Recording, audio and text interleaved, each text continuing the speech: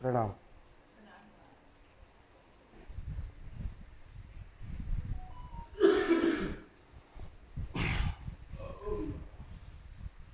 आज सच में सबने डायनामिक बहुत सुंदरता से किया था, मैंने देखा, बहुत सुंदर।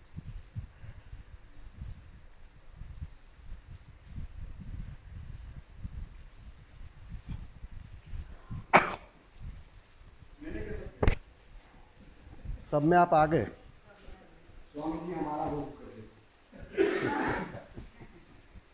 नहीं, अच्छा किया, मैं वही तो बोल रहा हूँ। जब आप पूरा करते हो ना तो परिणाम आता ही है। पहली 10 मिनट चूक जाते हो तो सब चूक जाते हो, और पहली 10 मिनट पूरा दाव लगा दिया तो बात बन जाती है।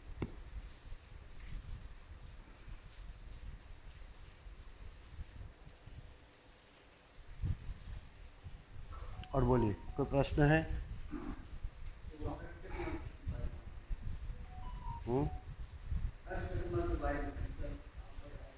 क्या? अच्छा, आपने नीचे पूछा था। हाँ,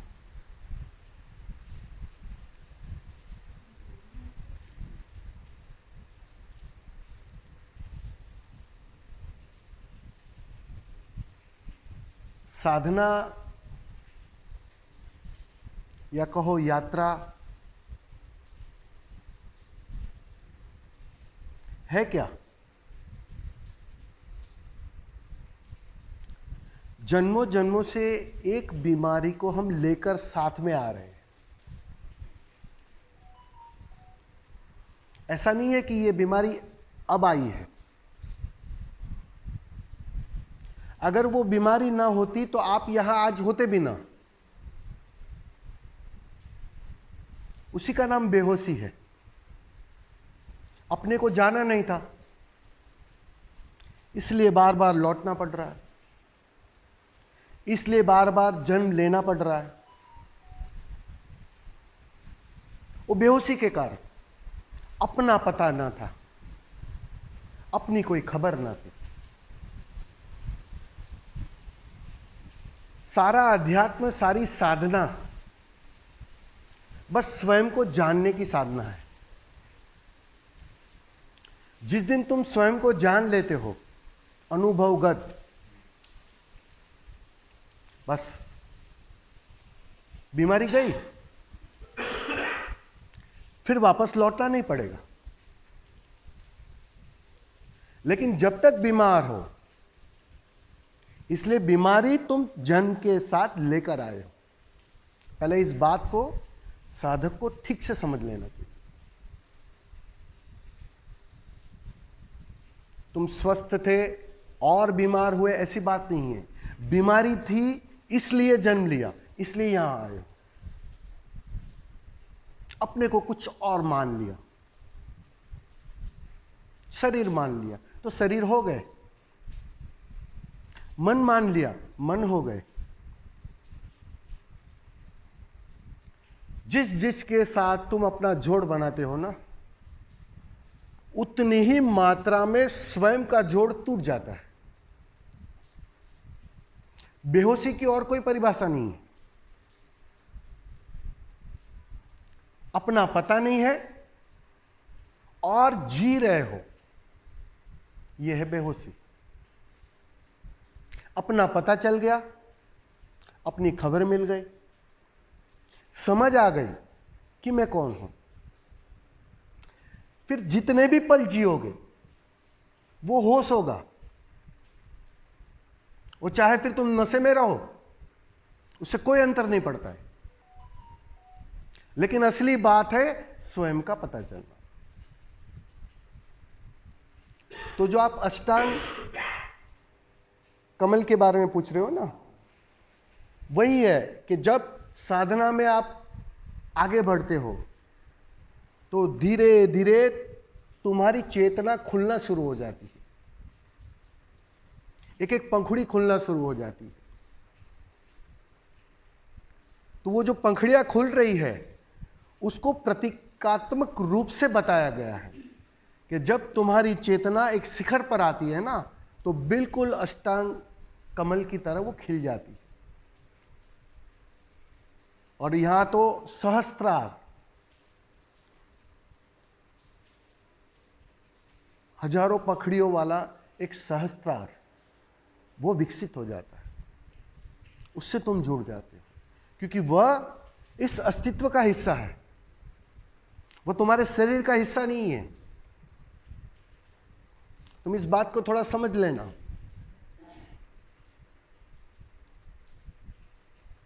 ज्यादातर हम चक्रों को जानते हैं, पहला चक्र, दूसरा चक्र, तीसरा चक्र, चौथा चक्र, पांचवा, छठवां और सातवां, उसकी ज्यादातर खबर है। हालांकि बहुत सारे शास्त्रों में अलग अलग बातें कही गई है, लेकिन उनमें मत उलझो। एक साधारण बात समझ लो, सिंपल सी बात। देखो, शास्त्रों को जितना अलग अलग तरीके से समझने की कोशिश करोगे, उतना उलझ जाओगे, उतनी यात्रा कमजोर हो जाएगी। हाँ, ज्ञानी हो जाओगे, तुम पंडित हो जाओगे, लेकिन अपने से चूक जाओगे। वो घाटे का सौदा है। तुम्हारे मित्रों के बीच तुम्हारी वाहवाह तो हो जाएगी थोड़ी बहुत, लेकिन वो वाहवाह हानिकारक है। उससे खुश मत होना। उससे तो अज्ञानी भले तुम, उससे तो बुद्धू भले तुम। बुद्धुओं की बात जल्दी बन जाती है, अज्ञानियों की बात सहजता से बन जाती है। तो मोटे मोटे मैं इसलिए विस्तार में शास्त्रों के अटपटे शब्दों में जाना ही नहीं चाहता हूं, और तुम्हें भी नहीं ले जाना चाहता हूं। सरल भाषा में जो चीज समझी जाती है, उसको क्यों कान घुमाकर पकड़वाना। सरल भाषा में समझाई जा सकती। तो किसी ने 18 चक्र कहे, किसी ने 70 चक्र कहे। एक सिंपल सी भाषा में समझो। कबीर को तो किसी चक्र का पता ना था, वो चक्रों के चक्कर में ही नहीं पड़े और पहुंच गए। चक्रों का सहारा लिया जाता है। योग के अंदर उसका बहुत महत्व है, निश्चित ही महत्व है। ये तुम अनुभूतियों से जब गुजरते हो तो उसको शब्दों में ढालो कैसे, क्या हो रहा है, किस वजह से हो रहा है। तो हमारे शरीर और हमारे स्वभाव, अर्थात कहो हमारे आत्मिक शरीर के मोटे मोटे 7 केंद्र हैं, 7 ऐसे स्थान हैं जहां हमारा भौतिक शरीर और जहां हमारी चेतना का मिलन घटित होता है। कोई ऐसा स्पॉट है जहां वो दोनों इकट्ठा एक ही जगह पर मौजूद होते हैं, भौतिक शरीर भी और तुम्हारा चैतन्य भी। जानने वाले कहते हैं कि उस बिंदु, उस केंद्र पर तुम जैसे जैसे आने लगोगे, तुम आसानी से अपने भौतिक शरीर को अलग कुछ और जानने में सक्षम हो जाओगे। किनारे आते हो ना, इस पार भी खाई है, इस पार भी खाई है, बीच में दीवार है, तो दीवार पे जब खड़े होते हो तो दोनों तरफ का दिखाई पड़ता है। बस ऐसा ही कुछ पड़ाव आता है कि वहां से, उस केंद्र के माध्यम से तुम इस तरफ शरीर को और इस तरफ अपने को होना जानना शुरू करते हो। वो दिखाई पड़ता है, साफ साफ दिखाई पड़ता है। ये देखो, शरीर अलग है और मैं अलग हूं, उन दोनों को मैं देख रहा हूं साक्षी की तरह। तो ये जो केंद्र होते हैं ना, बहुत मूल्यवान होते हैं इस अर्थों में कि जब 7 चक्र मोटे मोटे उसके विभाजन करोगे तो 3 जो नीचे के चक्र है, तुम्हारा मूलाधार, तुम्हारा स्वाधिष्ठान और तुम्हारा मणिपुर, वह तुम्हारे भौतिक शरीर के चक्र है, फिजिकल बॉडी के। उसका सीधा संबंध तुम्हारे भौतिक शरीर से है। बीच में एक पड़ाव है अनाहत का, हृदय चक्र का। हर साधक को हृदय चक्र से गुजरना ही पड़ता है, चाहे अभी गुजरो चाहे जन्मों जन्मों के बाद गुजरो, गुजरना पड़ेगा। और उससे गुजरना ही सबसे बड़ी पीड़ा है। भक्त को देखा है ना, रोते बिलखते विरह से पीड़ित होते। वो आग है, उस आग से तुम्हें गुजरना पड़ेगा, तब तुम अपने उस चेतना के चक्रों में प्रवेश करते हो। और वो जो चेतना के हमारे आत्मा शरीर के जो चक्र है, कहो हमारे स्वभाव के जो चक्र है, वो है हमारे गले का विशुद्धक, आज्ञा चक्र और सहस्त्रा।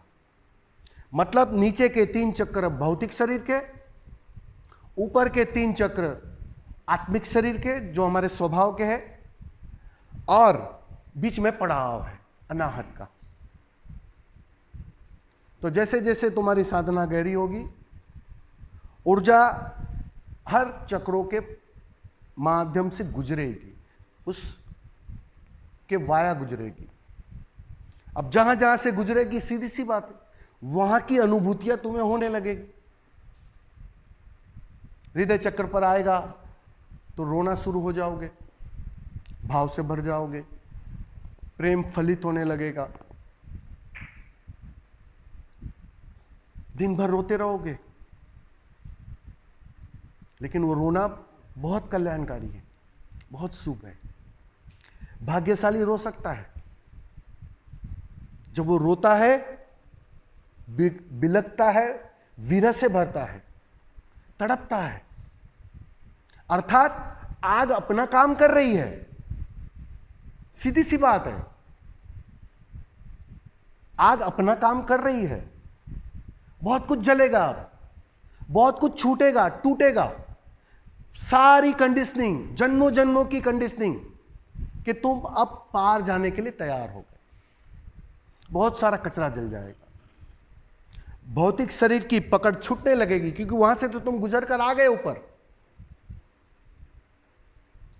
अब उस आत्मिक, उस चैतन्य की झलक मिलना शुरू हो जाएगी।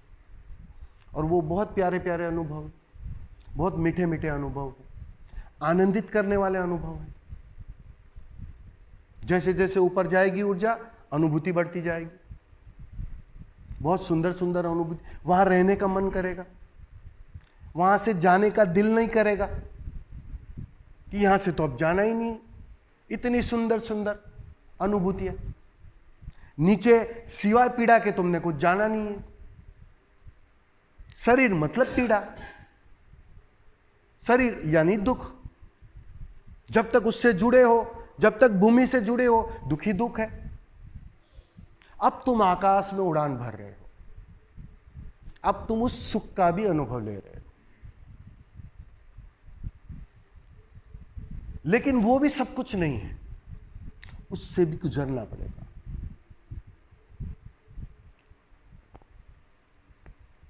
वो अच्छी अच्छी अनुभूतियां तुम्हें आकर्षित करेगी, तुम्हें मोहित करेगी, वो तुम्हें मोह से भर देगी। स्वामी जी अब तो कुछ करना ही नहीं है, बस आज्ञा चक्र, वाह वाह वाह, मजा आ रहा है। क्या वाइब्रेशन हो रहा है स्वामी जी। आप कहां इससे छूटने की बातें कर रहे हैं, आप कहां मोक्ष की आनंद की बातें कर रहे हैं। मैं जी रहा हूं, लेकिन वह भी आनंद नहीं है। मैंने जो कल बात कही थी ना, जब तक आनंद का पता चल रहा है तब तक जान लेना तुमने आनंद नहीं जाना है। वो पता चलना बंद होना चाहिए, उससे भी छूटना है। दुख से तो छूटे, सुख से भी मुक्त होना है। तो ये सारी अनुभूतियां एक नई बेचैनी ले आई। तुम्हें पता हो या ना पता हो, लगेगा अच्छा। अब स्वर्ग में सबको अच्छा लगता है, लेकिन स्वर्ग में देवता भी गुलाम है। आपको पता है वो? नरक में तो गुलामी समझ में आती है, लेकिन स्वर्ग में देवता भी वो भोग के गुलाम है। वो भोग से पार जा नहीं पाते, वो भोगी हो जाते हैं और चुक जाते हैं। इसीलिए हमने बुद्ध को सबसे ऊपर रखा है, जागे हुए को सबसे ऊपर रखा है, क्योंकि वो नरक से भी छूट जाता है और स्वर्ग से भी छूट जाता है। वो दोनों के पार छलांग लगा जाता है, वो मुक्त हो जाता है, उसे फिर बार बार लौटना नहीं पड़ता। वो अपने को जान लेता है कि मेरा कभी जन्म नहीं हुआ और मेरी कभी मृत्यु नहीं हो सकती। उसे साफ साफ अनुभवगत हो जाता है। तो तब तक इस चक्कर में तुम्हें आना ही पड़ेगा। इसलिए कहते हैं जल्द करो, समय बहुत कम है। और रही बात ये जो आप अष्टकमल की, वो उसी के हिस्से है, उसको समझाने के हिस्से है। सिंपल सी बात। अब मेरे पास बहुत, मैं ज्ञानी तो हूं नहीं, अनपढ़ हूं, गवार, 10वीं पास हूं केवल, वो भी गुजराती में, अंग्रेजी बिल्कुल आती नहीं है। तो मेरे पास वो ज्ञानी वाली भाषा है नहीं कि अच्छे अच्छे शब्द ढाल के तुम्हें बता दूं। मैं सरल भाषा में समझाना चाहता हूं कि बस दुख से तुम मुक्त होना चाहते हो, सुख से तुम मुक्त होना नहीं चाहते, मैं तुम्हें सुख से मुक्त करने आया हूं। और जल्द से जल्द सुख से मुक्त हो जाओ, बात बन जाएगी। फिर तुम्हारा आनंद कोई छीन ना पा सकेगा, फिर तुम्हारी मस्ती कोई छीन ना सकेगा, तुम पार चले जाओगे। तो उसी को चक्रों के माध्यम से समझाने की कोशिश की गई। तो इसने प्यारे प्यारे, सीधी सी बात है, वहां तो ज्ञानी पंडित बैठे थे, सुंदर सुंदर शब्द तो डालेंगे ही।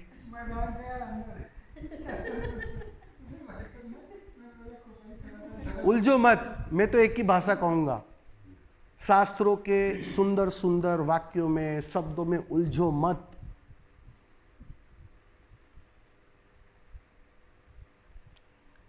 वो शास्त्र ही सबसे ज्यादा उलझा डालते हैं।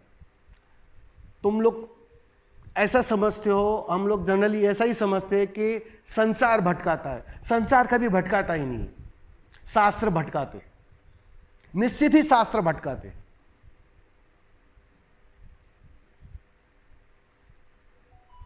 शास्त्र तुम्हें ज्ञानी होने का एक नया दम दे देता है, एक नई पहचान दे देता है कि मुझे पता है, बात खत्म।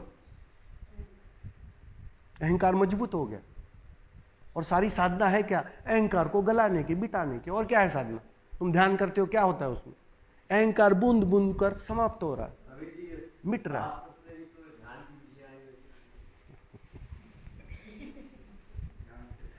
शास्त्र कौन बनाता है? आज जो मैं बोल रहा हूं ना, वो कल वो शास्त्र हो जाएगा। कोई उसको लिख लेगा, कोई उसको रिकॉर्डिंग कर लेगा, वो शास्त्र बन जाएगा। पीछे वाले उसके पे चलेंगे। आप समझ रहे हो? अब मैंने अपना अनुभव कहा, मैं निश्चित ही अपनी ही बात कर रहा हूं, अपनी ही भाषा बोल रहा हूं। बुद्ध ने अपनी भाषा बोली, कबीर ने अपनी भाषा गाकर बोली, मीरा ने नाचकर जताई वो भाषा। सब अपनी अपनी भाषा बोल रहे थे। अब होता क्या है कि हमारा मन शास्त्रों से जुड़ना चाहता है, आसानी से जुड़ना चाहता है, क्योंकि शास्त्रों से जुड़ने में तुम्हें बदलना नहीं पड़ता है। तुम वैसे के वैसे बने रहते हो, अहंकार वैसे का वैसा खड़ा रहता है। हालांकि अहंकार और मजबूत हो जाता है कि अब तो मुझे मीरा का भी शास्त्र पता है, अब तो मैं कबीर को भी जानता हूं। ये ओशो के पीछे यही तो गड़बड़ हुई है। सब पढ़ लिया ओशो का, सारी किताब पढ़ ली, सारी ऑडियो सुन ली, अब उसको छुड़वाना सबसे कठिन है। उन ज्ञानियों को कैसे छुड़वाए? ये सरल आदमी तो आसानी से छलांग लगा देता है, उसको बात समझ में आ जाती है, लेकिन ज्ञानियों को समझाना टेढ़ी खीर है। तर्कों से काटना पड़ता है उसे, क्योंकि उसके पास हर एक के उत्तर होते हैं। उत्तर नहीं तो नए सवाल तो होते ही होते हैं। वो लगता है कि सुन रहे हैं, वो सुन नहीं रहे, वो भीतर तर्क खड़ा कर रहे। स्वामी जी कुछ ऐसा बोले ताकि मैं ये पूछूं। वो सुन कहां रहे हैं, वो भीतर कम्युनिकेशन चल रहा है। तो ज्ञानियों के साथ ये उपद्रव होता है। तो शास्त्रों ने जितनी हानि पहुंचाई है ना धर्म की, उतनी किसी ने नहीं पहुंचाई है। मैं फिर से कह रहा हूं, संसार कभी भी हानिकारक है ही नहीं। संसार से तो तुम आज नहीं तो कल उबोगे। संसार तुम्हें मुक्त करेगा ही करेगा, क्योंकि सिवाय पीड़ा के वहां कुछ मिलता ही नहीं है। अब पीड़ा से कौन नहीं मुक्त होना चाहता है? आप नहीं चाहते हो मुक्त होना? अब शास्त्रों से तो यह लगता है भाई मुझे पता है, उससे तुम मुक्त नहीं होना चाहते।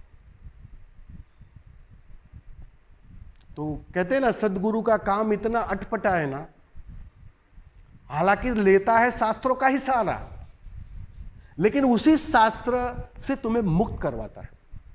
असली बात तो वो है, तुम्हें शास्त्र देना नहीं है। कल नहीं सुना था ओशो की बात में कि मैं इतना बोल रहा हूं तुम्हारा ज्ञान बढ़ाने के लिए नहीं, ताकि तुम्हारे शब्द गिर जाए, तुम्हारा ज्ञान खंडित हो जाए। तुम अनुभव से जानो, और अनुभव से जो निकलेगा वो शास्त्र बन जाएगा। पीछे वाले सब बिगाड़ देते। पीछे वाले मतलब उपद्रव। पीछे वालों की यही परिभाषा है, वो उपद्रव खड़ा कर लेते हैं। बौद्धों ने जितनी बुद्ध की हानि की है इस जगत में किसी ने नहीं की है। चाहे कितनी बुद्ध की मूर्ति तोड़ी गई हो, वो उतना हानिकारक नहीं सिद्ध हुआ। लेकिन वो जो पीछे चलने वाला है ना, वो सब समाप्त कर देता है। वो जागे हुए को मुर्दा कर देता है। वो परंपरा में ढल जाता है और चूक जाता है। वो तो चूकता है, लोगों को भी उसी राह पर ले जाता है। ये दुविधा है। इसे शास्त्र ठीक है, सुन लो, इस कान से डालो, इस कान से निकाल दो, उसमें उलझो मत, प्यारे प्यारे शब्दों में उलझो मत। इतना ही कहना चाहूंगा। ध्यान दिया है, इतनी सुंदर सुंदर विधियां दी है उसने, बस प्रयोग जारी रखो। रोज रोज नए शास्त्र उघड़ते जाएंगे। भीतर से आते हैं शास्त्र, तुम उसको जगह दो, स्पेस दो। समझ में आ रहा है ना? उलझना नहीं है। हर जन्म में उलझ ही रहे थे हम। आप भी कभी पंडित ही थे, बड़े बड़े, क्या पता काशी के घाट पर बैठे हो, वो सब चूक जाते। सब पोंछ डालना है। जरूरत से ज्यादा लिख दिया है खोपड़ी के अंदर, उसको साफ करना है। ये सारी प्रक्रिया है क्या? तुम्हारा डायनामिक है क्या? वो लिखा हुआ को पोंछना, और क्या है? तुमने लिख लिया है जरूरत से ज्यादा, और ज्यादा लिख लिया, इसलिए थोड़ी मेहनत ज्यादा करनी पड़ी है डॉक्टर को, चिकित्सक को। चिक चिक कर बोलना पड़ रहा है।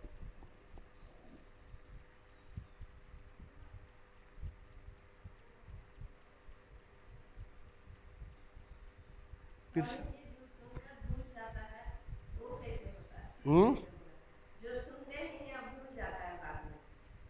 लेकिन याद क्यों कर रहे हैं? सवाल वो पूछो, याद करने का कारण क्या है? क्यों चाहिए, क्यों याददाश्त चाहिए, पहले वो बताओ।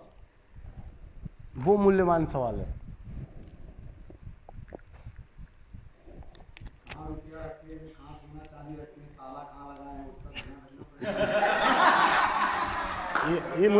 ये मुद्दे की बात कही, ये मुद्दे की बात कही।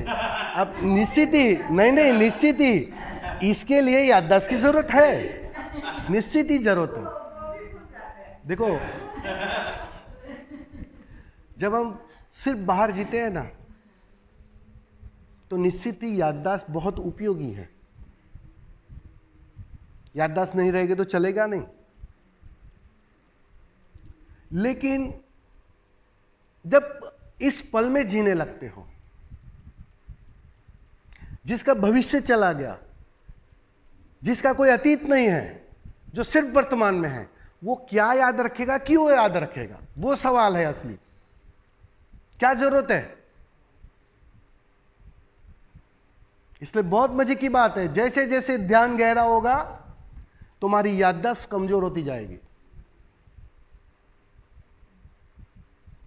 लेकिन घबराने की जरूरत नहीं है, ये शुभ हो रहा है, ये बिल्कुल ठीक हो रहा है। मतलब ये खबर दे रहा है कि अब तुम वर्तमान में जीने लगे, वर्तमान में ठहरने लगे। अब जितना जितना तुम वर्तमान में ठहरने के काबिल, मतलब सक्षम होने लगे, ज्यादा से ज्यादा वर्तमान में जीने लगे, ज्यादा से ज्यादा ध्यान गहरा होने लगा, अब मन ना अतीत में जा पाएगा ना भविष्य में जा पाएगा। तो एक शरीर का मैकेनिज्म है कि वो अपने आप उस याददाश्त को छोड़ देता है।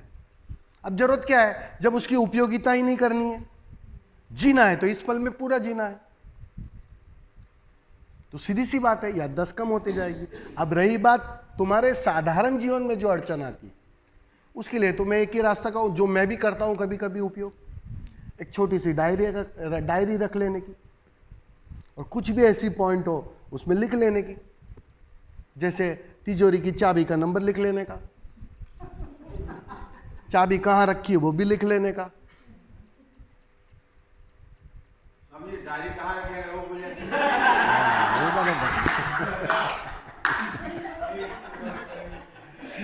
उसका रास्ता बताता हूं, वो पत्नी को दे देने की, क्योंकि पत्नी हमेशा इसी बात में जागती रहती है, वो कभी नहीं भूलेगी। दोनों यहाँ आ जाए, दोनों अगर स्पीड में आ जाए।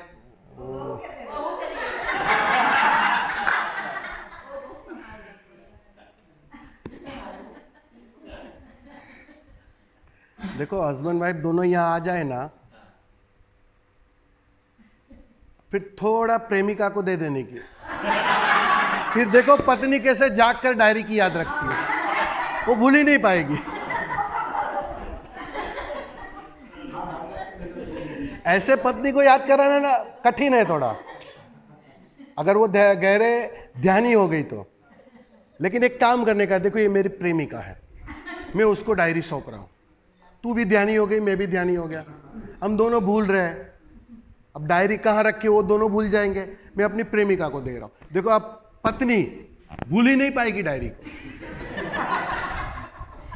हर पल उसको डायरी याद रहेगी। हो सकता है वो डायरी के लिए प्रेमिका को भी घर पे ले आए।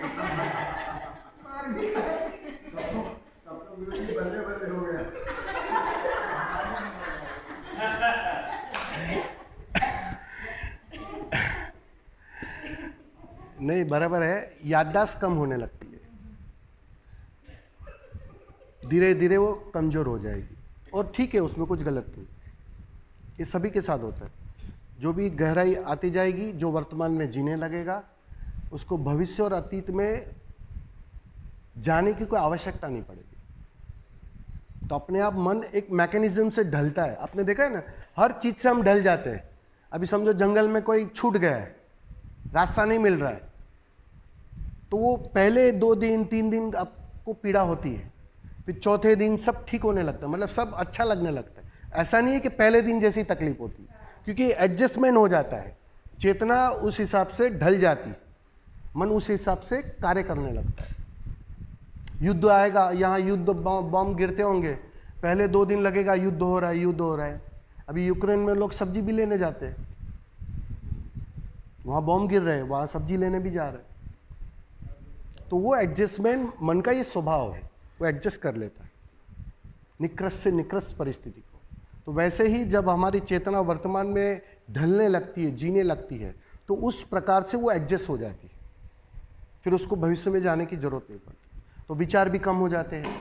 अब विचार कम हो गए विचार का अर्थ क्या है? विचार का अर्थ ही इतना है, भविष्य और अतीत। वर्तमान में कोई विचार हो नहीं सकता।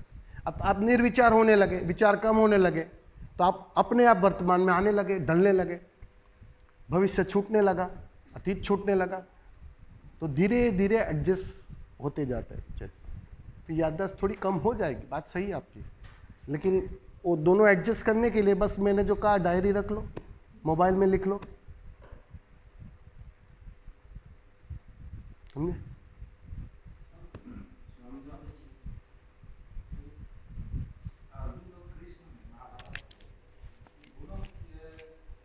परमात्मा कृष्ण में अवतरित हुआ, अर्जुन में क्यों नहीं? तो अर्जुन को ही पहला ज्ञान मिला परमात्मा का, ऐसा क्यों? क्या उनकी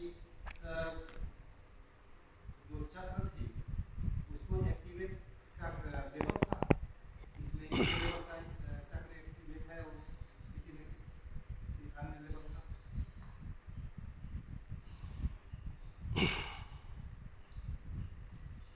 हर जन्म, हर यात्रा एक तैयारी बन जाती है। अर्जुन कुछ अर्थों में परिपक्व होकर आया था।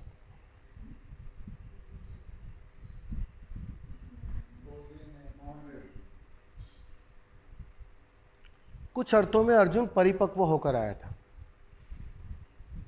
अनुभूतियां थी, साधना की है उसने पिछले जन्मों में। अब सद्गुरु काम किस पर करता है? जो फल बिल्कुल पकने को तैयार है, उस पर ही वो काम करता है। उसको नए बीज, नए फल में कोई रस नहीं है, क्योंकि उसको तो संसार ही पका देंगे। वो 90% उसका जो पकना है, उसका जो तैयार होना है, वो तो संसार ही कर लेगा।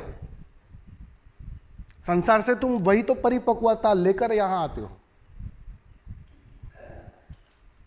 तो अर्जुन उस अर्थों में परिपक्व था, पोटेंशियलिटी थी, जागने की पोटेंशियलिटी। मतलब वो जैसे जनक के साथ कैसी थी, एकदम बिल्कुल तैयार था, बस यहां अष्टावक्र ने कहा, यहां बात बन गई।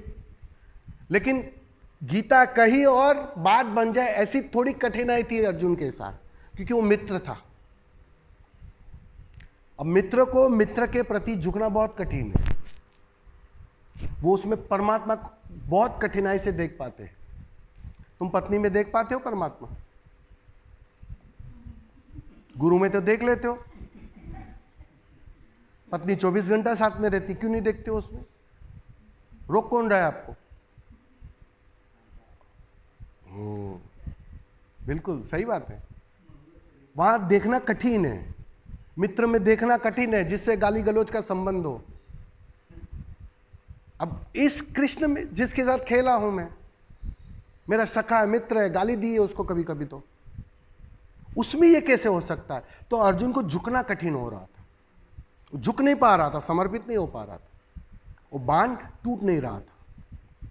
वो तो बांध टूटा जब उसने विराट रूप दिखाया। विराट रूप मजबूरी में दिखाया है, वो दिखाने की कोई आवश्यकता नहीं थी,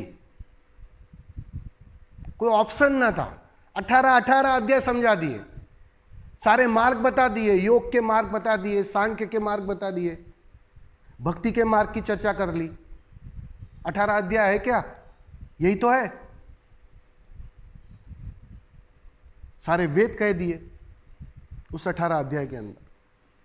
फिर भी वो जो बांध है ना, टूट नहीं पा रहा। मजबूरी में उन्होंने दिखाया। वो दिखाया तो ऐसा नहीं है कि अर्जुन झुक गया, अर्जुन को झुकना पड़ा। कोई उपाय ना था उसके पास, कोई ऑप्शन ना था। अब क्या सवाल करूं? अब कैसी शंका? जब वो समष्टि के आधार पर अपने रूप को प्रकट कर खड़ा हो गया, अब कैसे झुटलाओगे उसे? ना आंखों से, ना बुद्धि से, ना समझदारी से, कैसे झुटलाओगे? देख रहा हूं कि यही जीवन है, यही मृत्यु निकल रही है उनके मुख से, कैसे झुटलाऊं उसे? छोड़ दिया, और जैसे ही छोड़ दिया बात बन गई। वो कर्ता से अकर्ता में प्रवेश कर गया, फिर मजे से युद्ध किया। फिर युद्ध के दरमियान कोई सवाल नहीं खड़ा किया कि भाई आप क्या करो, इसको मारूं या उसको ना मारूं। पहले कर लिए सब सवाल, पहले शंका से भरा था, सारी शंकाएं थी, सारे प्रश्न कर लिए। लेकिन जब देख ही लिया कि यहां एक ही है, सिवाय कृष्ण के और कुछ है ही नहीं, सिवाय ऊर्जा के और कुछ है ही नहीं, देख लिया, अब कैसी शंका, अब कैसा गुरु मजे से बाण चलाया, अब कैसे पितामह, कैसा शत्रु और कैसा मित्र, दो है ही नहीं। मैं ही मार रहा हूं, मैं ही मारा जा रहा हूं, यह बात साफ हो गई, झुकना घटित हो गया। समझ रहे हो ना? तो ये जनरल दूसरे गुरु शिष्य में और कृष्ण अर्जुन में इतना सा अंतर है। ये मित्रता बाधा बन रही थी, लेकिन आखिर में वो बाधा भी टूटी और अकर्ता रहकर पूरा युद्ध किया और सारे युद्ध में अलिप्त रहा, मरते रहे और अलिप्त रहा। अब कोई चिंता न थी, कोई ग्लानि न थी कि इनको मारकर मैं कौन से नरक में जाऊंगा। वो ग्लानि थी तब तक वो वाण उठा ना पा रहा था। जब करता चला गया, जब अहंकार चला गया, तो अब कैसी ज्ञानी, मजे से वाण चलाए और बात बन गई, मुक्त रहा। इतने लोगों को मारकर भी वो मुक्त रहा, अलिप्त रहा, क्योंकि वाण कोई और चला रहा था। ये बात एक पल भी उनसे दूर ना हुई। वो देखता रहा कोई और चला रहा है, इसलिए कोई दोष न लगा अर्जुन को। तुम तो चींटी मारते हो, दोष लग जाता है, पाप लग जाता है, इसलिए अर्जुन को कोई दोष नहीं लगा।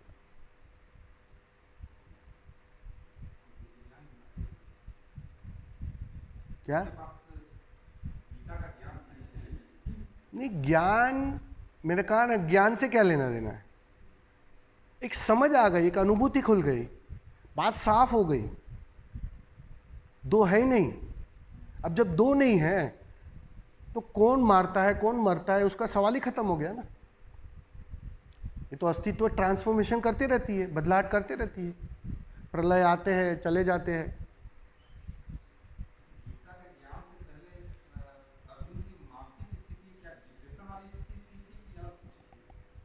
नहीं, डिप्रेशन तो नहीं कह सकते, क्योंकि अर्जुन और वो जो पर्टिकुलर द्वापर युग था ना, जो उस समय के मनुष्य को मन जरूरत से ज्यादा एक्टिव नहीं था।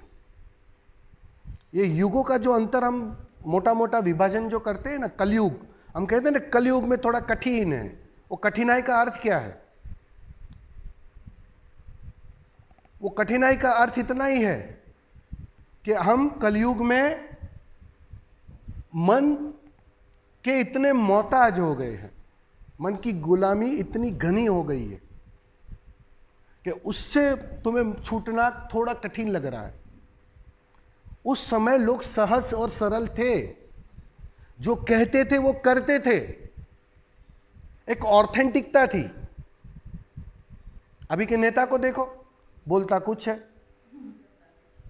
करता कुछ है, कोई किसी भी हाल में वो कमजोर है।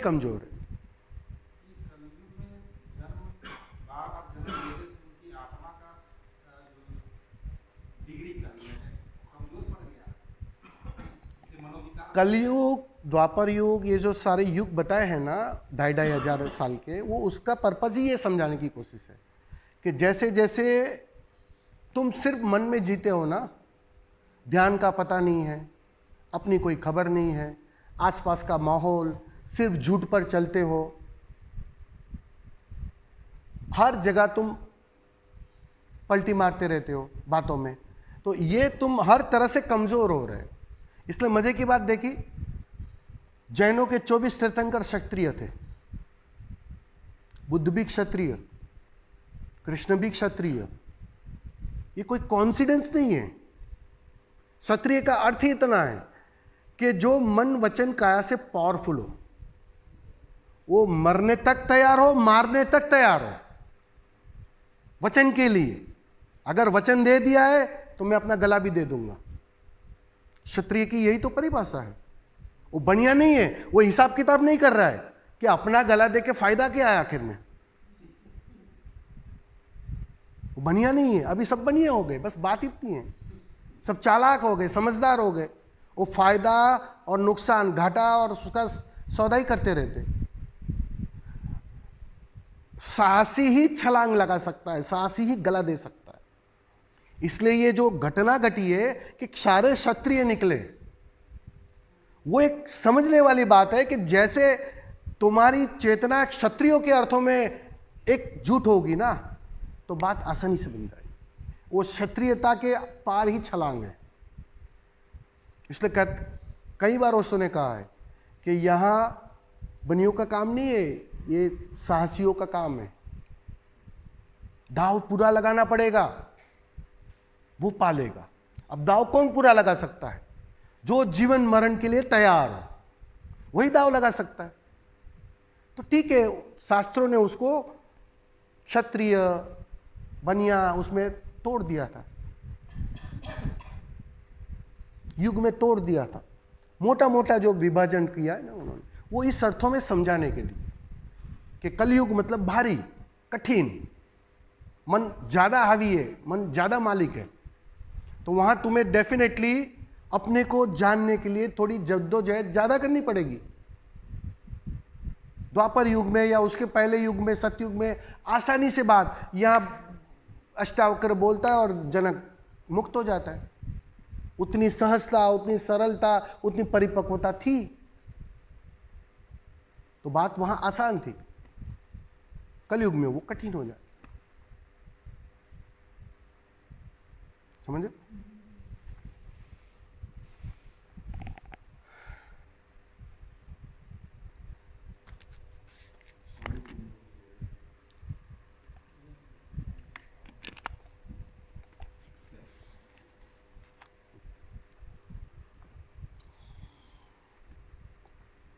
स्वामी जी, हम सब जब मुक्त हो जाएंगे, जितना इसमें बैठे, सॉरी, जब मैं अकेले मुक्त हो जाऊंगा, तो क्या हमें लाखों लोग सुनने आएंगे?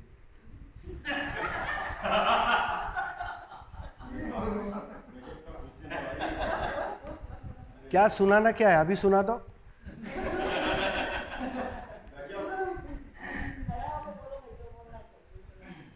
जो सुनाना है अभी सुना दो। इसलिए तो तुम्हें जिब्रिश करवाया जा रहा है, भाई सुना दो।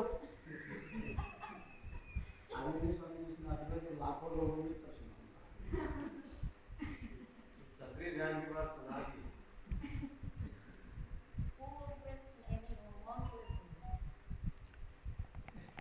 ये सारी आकांक्षाएं मिटने में बाधा बनती है। क्यों सुनाना है? लोगों को मैंने एक देखा है, मजे की बात, खुद तो बचना नहीं है, लोगों को बचाना है। बहुत सेवाभावी लोग हो गए।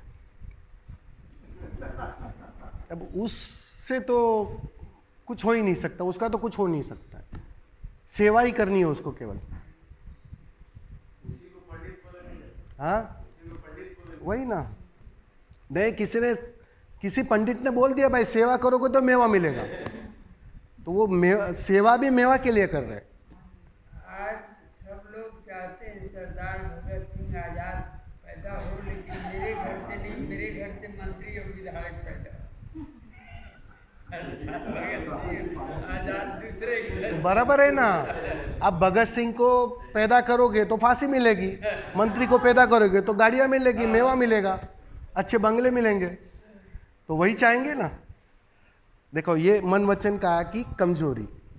तुम्हारी मांगे बदल गई है। तुम्हारी मांगे देखोगे ना, तुम्हें पता चल जाएगा कि किस छोर का, किस तल का तुम मांग रहे हो।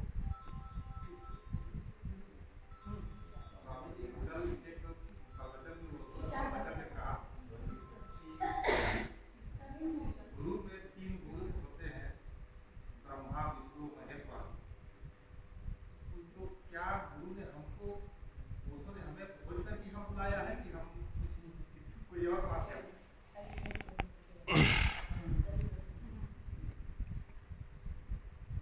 पिछले जन्म में पाए थे कि हम लोग आ गए हैं कि अब तुम्हें कौन ढूंढ सकता है, आंख वाला या अंधा? गुरु का मतलब जिसके पास आंख आ गई, जिसकी आंख खुल गई। गुरु का अर्थ ही इतना होता है, जिसके पास वो दृष्टि आ गई, जिसने अपने को जान लिया। अपने को जान लिया तो ये बात भी समझ में आ जाएगी कि सब में वही व्याप्त है, सब में वही है। और मजे की बात, सब में वही का मतलब अलग अलग नहीं है, एक ही है। वो बात भी उसे समझ में आ गई, अर्थात आंख खुल गई। अब कोई जागा हुआ ही तुम्हें जगा सकता है। तुम कैसे खोज कर आओगे यहां? कैसे खोज सकते हो?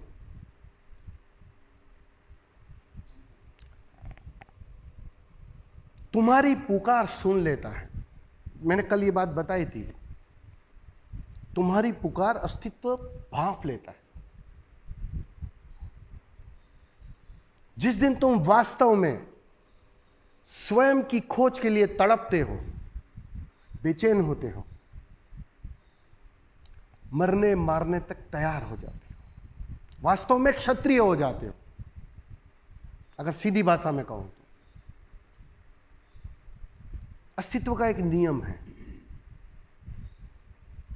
जहां कहीं भी प्यास जगती है, गुरु दौड़ा दौड़ा चला आता है।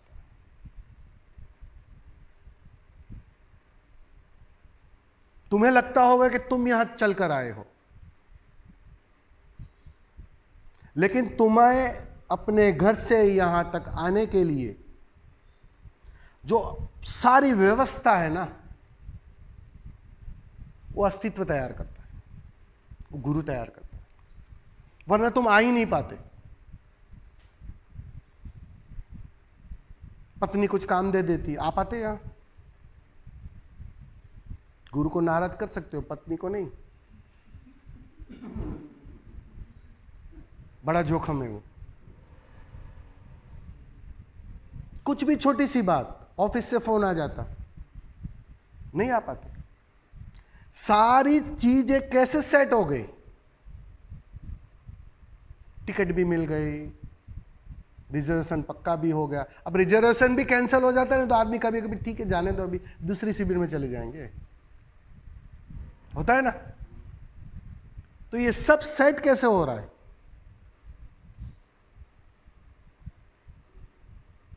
वो सारा जो कहते हैं ना 99.99% जो बाकी का जो सिस्टम है, उसको कौन ठीक कर रहा है? वो ठीक हुआ इसलिए तुम यहां आए हो। वो आयोजन करता है उसका, क्योंकि उसने देख लिया, भांप लिया कि कोई है जो जागने को तैयार है, जो मिटने को तैयार है। उसकी प्यास उसकी पकड़ में आ जाती है। अब गुरु का मतलब तुम किसी व्यक्ति विशेष से मत पकड़ लेना, एक चैतन्य,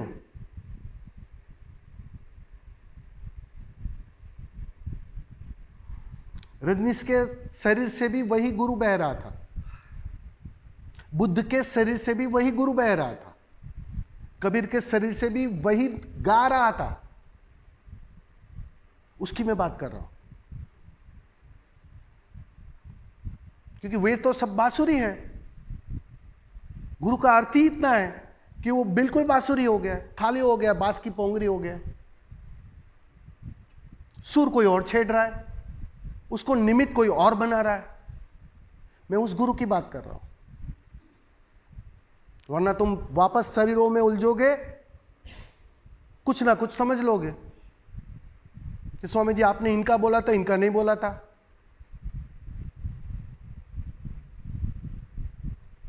इन सारी बांसुरियों से जो सुर छेड़ रहा है, मैं उसकी बात कर रहा हूं। वो सारा आयोजन करता है, वो सारा देखता है, और तुम्हें बस जहां तुम्हारी छलांग आसान हो सके उस माहौल में भेजने का सारा आयोजन वो करता है, और तुम आ जाते हो। लगता है मैं आया, आप आ ही नहीं सकते। हां, पहला कदम आपने उठाया, निश्चित ही वो प्यास जाहिर की आपने, वो तड़प जाहिर की। बच्चे को भी रोना पड़ता है दूध के लिए, तुम रोए, बिलबिलाए, बस बाकी का काम मां कर लेती। बच्चा कुछ नहीं कर सकता है, बाकी का काम मां कर लेती। बस ऐसा ही है, वो चेतना जानती है, क्योंकि वो बिल्कुल वो सारी श्रेष्ठ चेतनाएं, सारे बुद्धों की चेतनाएं प्रतिपल तत्पर है, बेचैन है तुम्हें मुक्त करने के लिए, तुम्हारे लिए सेज बिछाने के लिए। तुम हो कि बस जाना नहीं चाहते, तुम मुंह फेर लेते हो वहां से। ये जन्मों जन्मों से यही तुम कर रहे हो, मुंह ही तो फेर रहे हो। वो प्रतिपल पीड़ित है। तुम बात समझ लेना, असली पीड़ा बुद्धत्व के बाद है। तुम भ्रांतियों में मत रहना, क्योंकि करुणा इतनी जगती है, प्रेम करुणा में परिवर्तित हो जाता है। बांटे बिना रह नहीं सकते वो, पुकारे बिना रह नहीं सकते वो। तुम्हारे लिए वो जाग रहे हैं, ताकि कोई ऐसा ना रह जाए तुम्हें ऊपर उठाने के लिए।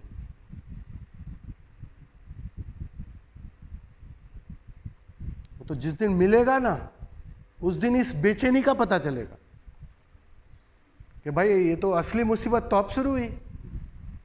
कोई लेने को तैयार नहीं है, मेरे पास है, मैं बांटने को तैयार हूं, और सच में कोई लेने को तैयार नहीं है।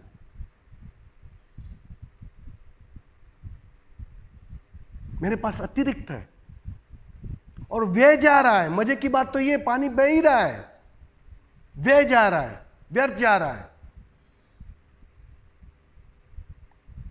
तुम बस अंजलि बनाने को भी तैयार नहीं हो,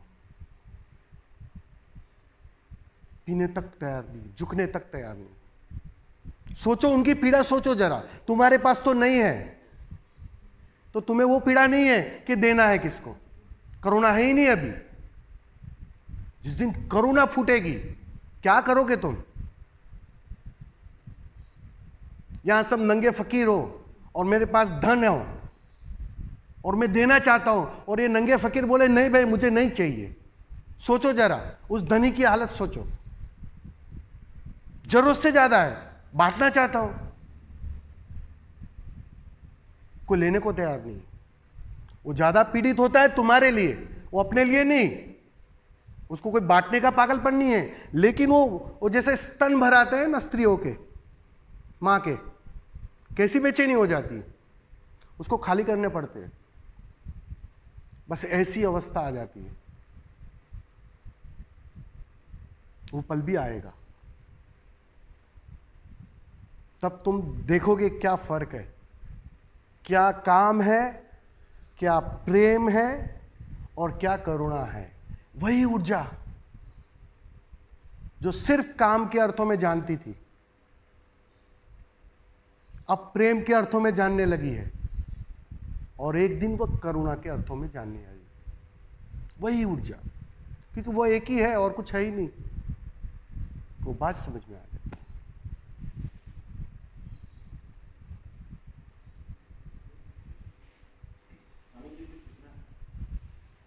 पूछो।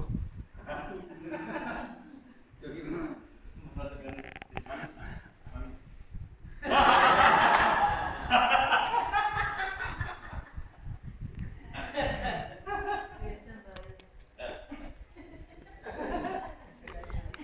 भक्तों के प्रश्नों से मैं बहुत डरता हूं।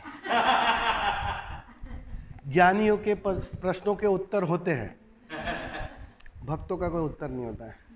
मित्र के सामने झुकना बहुत कठिन होता है और सब लोग एनालिसिस किए होंगे। मित्र के सामने झुकना कठिन होता है, सब लोग तो एनालिसिस किए होंगे। लेकिन सदगुरु ओशो ने सब अपने सब शिष्य को मित्र के संबोधित क्यों किया?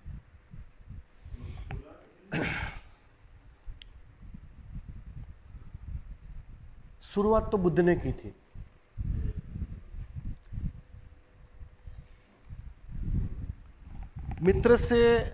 मित्र का मतलब क्या है? एक मित्र का ही संबंध ऐसा है जहां आप पूरी तरह खुलते हो।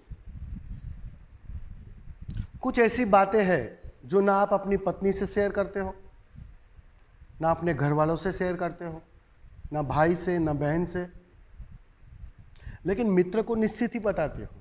अगर कोई कमजोरी भी है तो किसको बताते हो? मित्र को ही तो बताते हो।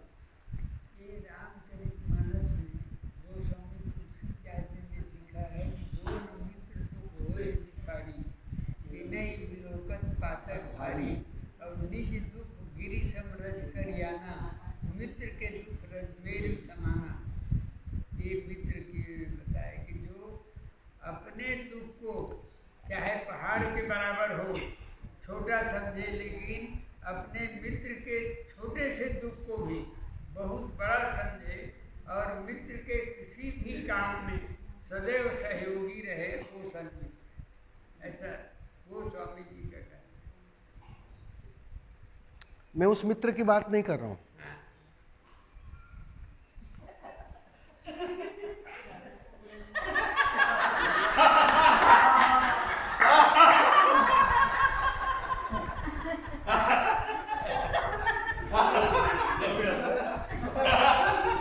देखो,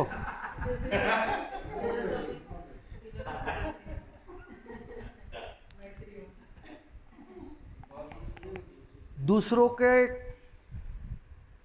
कल्याण के बारे में सोचना, दूसरों का अच्छा सोचना, उसको आप मित्र कहते हो, निश्चित ही। लेकिन मित्र की भी एक सीमा है। तुम्हारे मित्र की बात कर रहा हूं,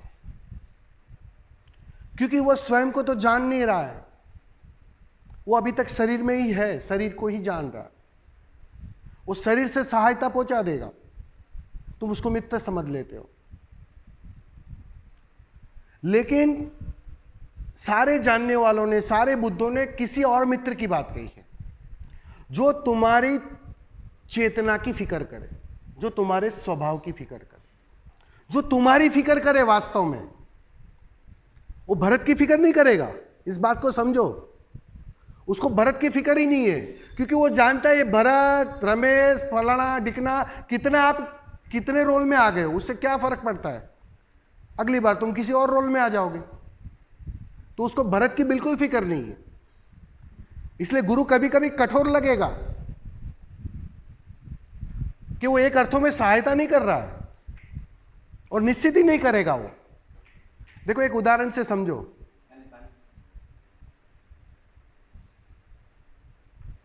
उदाहरण से समझो, 3 प्रकार के चिकित्सक होते हैं। एक शरीर का चिकित्सक होता है, जिसे हम साधारण डॉक्टर कहते हैं। शरीर में बीमारी है, गोलियां देगा और तुम्हें स्वस्थ करेगा। एक मन का चिकित्सक है, जिसे आप मानसिक डॉक्टर कहते हैं। और गुरु तुम्हारी चेतना का डॉक्टर है, वो चेतना का चिकित्सक है। वो सिर्फ तुम्हारी चेतना की फिक्र करता है। उसे ना तुम्हारे शरीर की फिक्र है, ना तुम्हारे मन की फिक्र है।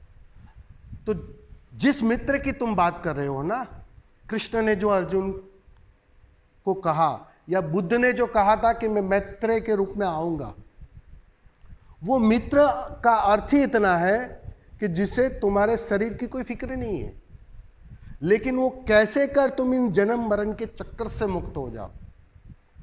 तो तुम्हारा सबसे भला सोच रहा है ना। इससे भला कौन सोचेगा? गुरु से भला कौन सोचेगा? तो असली मित्र तो वही हुआ ना। जो वास्तव में तुम्हारी फिक्र कर रहा है।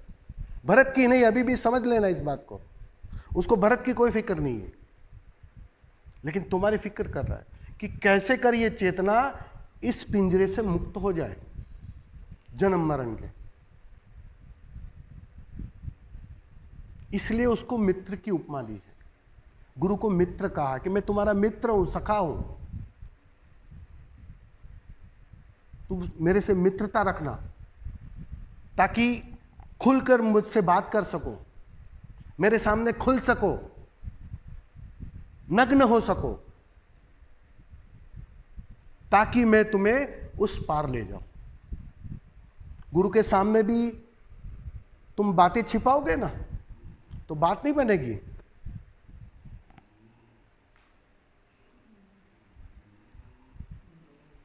वो छुपाना तुम्हारी बाधा बन जाएगी।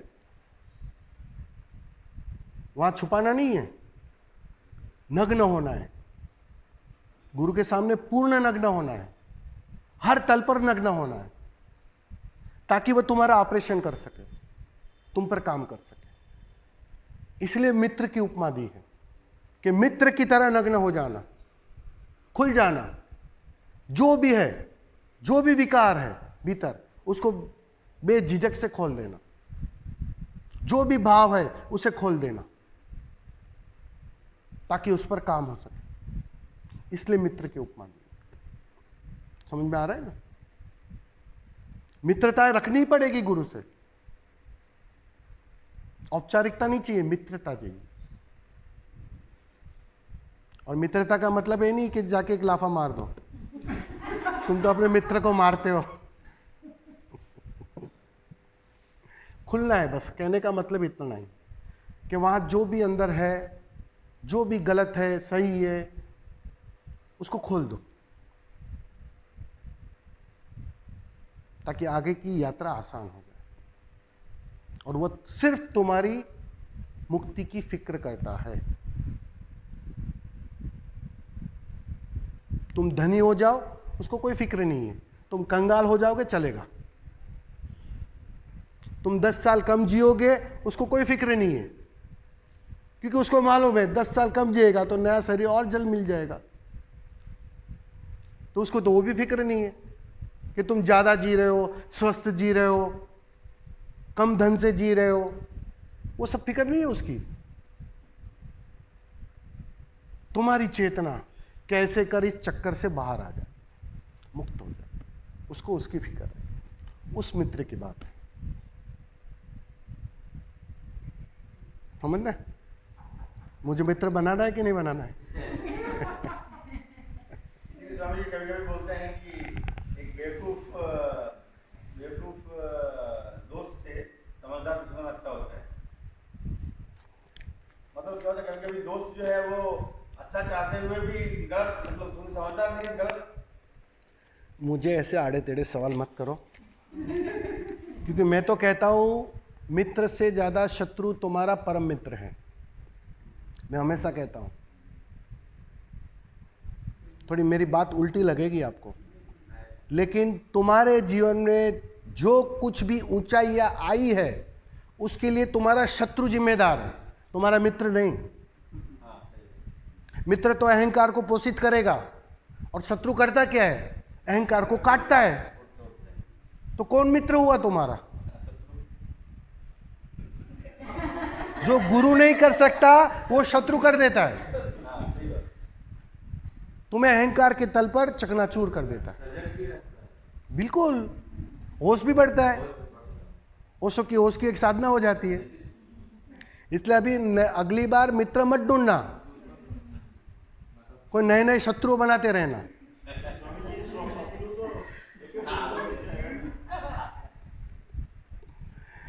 शत्रु निखारता है। शत्रु वो प्लेटफॉर्म तैयार करता है जहां तुम्हें निखरना पड़ता है। मजे की बात यह है, जहां तुम्हें जगना पड़ता है, कोई उपाय नहीं बचता है तुम्हारे पास। बढ़ जाती है। बिल्कुल। और मित्र के पास तुम मजे से सो सकते हो, तुम बेहोशी। और वो जाने अनजाने तुम्हारे अहंकार को ही पोषित करता है। वो अहंकार को ही तो पोषित करता है, तुम्हारी वाह वाह करते रहता है। तुम मजे लेते रहते हो, लेकिन कोई जब तुम्हारा असली चेहरा बताता है भाई तुम अच्छा नहीं, सुर में नहीं गा रहे हो भाई, तो तुम्हें निखारने का मौका मिलता है, अहंकार टूटता है उसमें। साधना है क्या और अहंकार को तोड़ना, तो जो शत्रु आसानी से कर लेता है, शत्रु का काम ही यही है।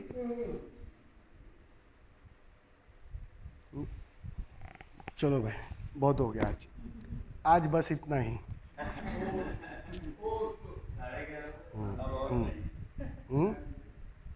क्या हुआ? बस